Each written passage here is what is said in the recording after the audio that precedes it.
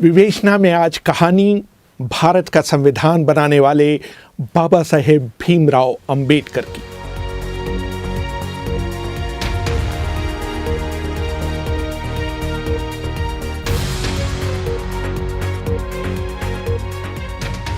अभिवादन स्वीकार करिए रेहान फजल का।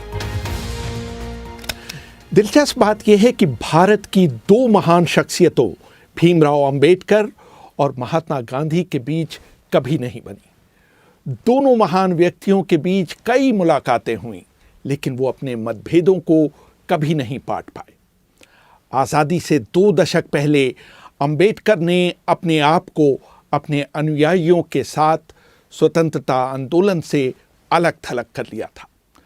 अछूतों के प्रति गांधी के अनुराग और उनकी तरफ से बोलने के उनके दावे को अंबेडकर एक जोड़ तोड़ की रणनीति मानते थे।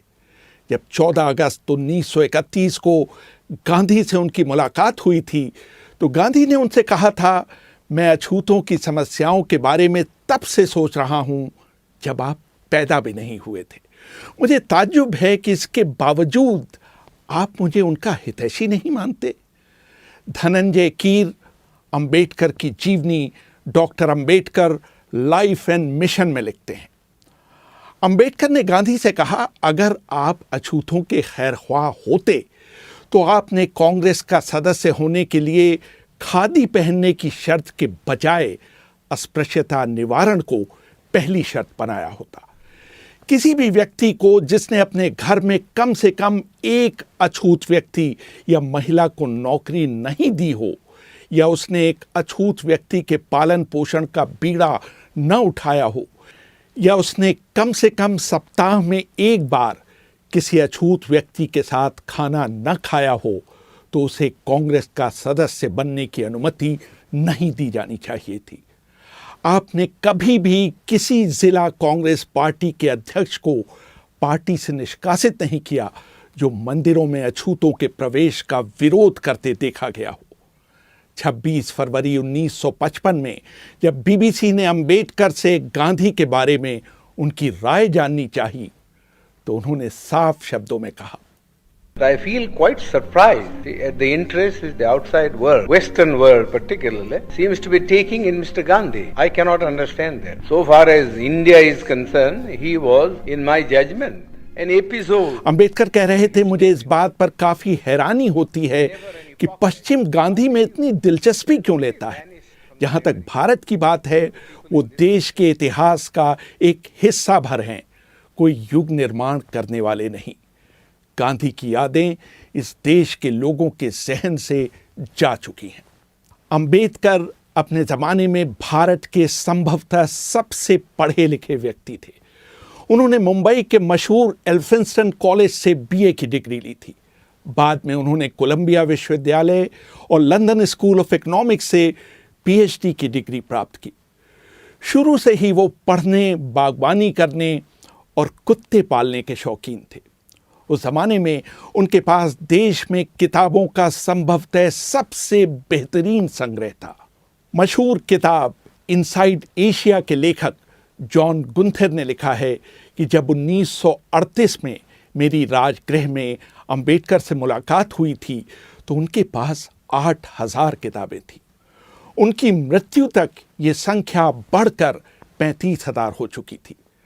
बाबा साहेब अंबेडकर के निकट सहयोगी रहे शंकरानंद शास्त्री अपनी किताब my experiences and memories of doctor Baba Saheb Ambedkar में लिखते हैं, मैं रविवार 20 दिसंबर 1944 को दोपहर 1 बजे अंबेडकर से मिलने उनके घर गया। उन्होंने मुझे अपने साथ जामा मस्जिद इलाके में चलने के लिए कहा। वो इन दिनों पुरानी किताबें खरीदने का अड्डा हुआ करता था। मैंने उनसे कहने की कोशिश की कि दिन के खाने का समय हो रहा है, लेकिन उन पर इसका कोई असर नहीं हुआ। जामा मस्जिद में होने की खबर चारों तरफ फैल गई और लोग उनके चारों ओर इकट्ठा होने लगे। इस भीड़ में भी उन्होंने विभिन्न विषयों पर करीब 2 दर्जन किताबें खरीदी। वो अपनी किताबें किसी को भी पढ़ने के लिए उधार नहीं देते थे। वो कहा करते थे कि अगर किसी को उनकी किताबें पढ़नी हैं तो उसको उनके पुस्तकालय में आकर उन्हें पढ़ना चाहिए। किताबों के प्रति उनकी भक्ति इस हद तक थी कि वह सुबह होने तक किताबों में ही लीन रहते थे।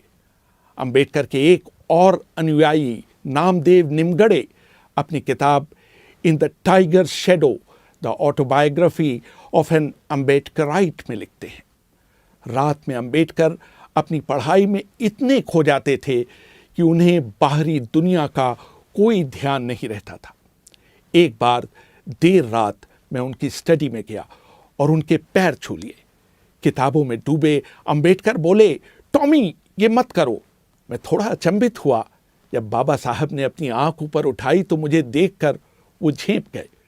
वो पढ़ने में इतने ध्यानमग्न थे कि उन्होंने मेरे स्पर्श को कुत्ते का स्पर्श समझ लिया। अंबेडकर की जीवनी लिखने वाले धनंजय कीर लिखते हैं, अंबेडकर पूरी रात पढ़ने के बाद भोर में सोने जाते थे। सिर्फ 2 घंटे सोने के बाद वो थोड़ी कसरत करते थे। उसके बाद वो नहाने के बाद नाश्ता किया करते थे। अखबार पढ़ने के बाद वो अपनी कार से कोर्ट जाते थे। इस दौरान वो उन किताबों को पलट रहे होते थे जो उस दिन उनके पास डाक से आई होती थी। कोर्ट समाप्त होने के बाद वो किताब की दुकानों का चक्कर लगाया करते थे और जब वो शाम को घर लौटते थे तो उनके हाथ में नई किताबों का एक बंडल हुआ करता था। जहां तक बागवानी का सवाल है, दिल्ली में उनसे अच्छा और दर्शनीय बगीचा किसी के पास नहीं था। एक बार ब्रिटिश अखबार डेली मेल ने भी उनके गार्डन की तारीफ की थी। वो अपने कुत्तों को भी बहुत पसंद करते थे। एक बार उन्होंने बताया था कि किस तरह उनके पालतू कुत्ते की मौत हो जाने के बाद वो फूट फूट कर रोए थे। कभी कभी छुट्टियों में बाबा साहेब खुद खाना बनाते थे और लोगों को अपने साथ खाने के लिए आमंत्रित करते थे। अंबेडकर के साथ काम कर चुके देवी दयाल लिखते हैं, 3 सितंबर 1944 को उन्होंने अपने हाथ से खाना बनाया और 7 पकवान बनाए। इसे बनाने में उन्हें 3 घंटे लगे। उन्होंने खाने पर दक्षिण भारत अनुसूचित जाति फेडरेशन की प्रमुख मीनाम्बल शिवराज को बुलाया। वो ये सुनकर दंग रह गईं कि भारत की एग्जीक्यूटिव काउंसिल के लेबर सदस्य ने उनके लिए अपने हाथों से खाना बनाया है। बाबा साहेब को मूली और सरसों का साग पकाने का बहुत शौक था। अंबेडकर को न तो नशे की किसी चीज का शौक था और न ही वो धूम्रपान किया करते थे। एक बार जब उन्हें खांसी हो रही थी तो मैंने उन्हें पान खाने का सुझाव दिया। उन्होंने मेरे अनुरोध पर पान खाया जरूर, लेकिन अगले ही सेकंड उसे ये कहते हुए थूक दिया कि यह बहुत कड़वा है। वो बहुत साधारण खाना खाते थे जिसमें बाजरे की एक छोटी रोटी, थोड़ा चावल, दही और मछली के 3 टुकड़े हुआ करते थे। घर पर सुदामा को अंबेडकर के काम में मदद के लिए रखा गया था। एक दिन सुदामा जब देर रात फिल्म देखकर लौटे तो उन्होंने सोचा कि उनके घर के अंदर घुसने से बाबा साहेब के काम में विघ्न पड़ेगा, जो कि उस समय पढ़ने में तल्लीन थे। वो दरवाजे के बाहर ही जमीन पर सो गए। आधी रात के बाद जब अंबेडकर ताज़ी हवा लेने बाहर निकले तो उन्होंने दरवाजे के बाहर सुदामा को सोते हुए पाया। वो बिना आवाज किए अंदर चले गए। जब अगले दिन सुबह सुदामा की नींद खुली तो उन्होंने पाया कि बाबा साहेब ने उनके ऊपर अपना ओवरकोट डाल दिया है।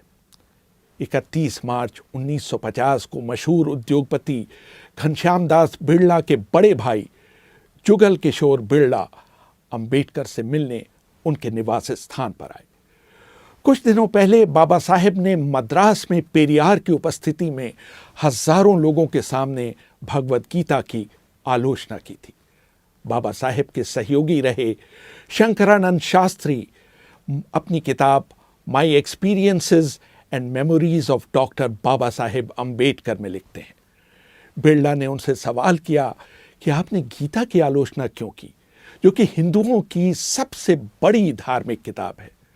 उनको इसकी आलोचना करने के बजाय हिंदू धर्म को मजबूत करना चाहिए था। जहां तक छुआछूत को दूर करने की बात है तो वो इसके लिए 10 लाख रुपए देने के लिए तैयार हैं। इसका जवाब देते हुए अंबेडकर ने कहा था, मैं अपने आप को किसी को बेचने के लिए नहीं पैदा हुआ हूं। मैंने गीता की इसलिए आलोचना की थी क्योंकि इसमें समाज को बांटने की शिक्षा दी गई है। बाबा साहेब मौज मस्ती के लिए कभी बाहर नहीं जाते थे। उनके सहयोगी रहे देवी दयाल लिखते हैं, हालांकि वो जिमखाना क्लब के सदस्य थे, लेकिन वो शायद ही वहां गए हों। जब भी वो कार से अपने घर लौटते थे तो वो सीधे अपने पढ़ने की मेज पर जाते थे। उनके पास अपने कपड़े बदलने का भी समय नहीं रहता था।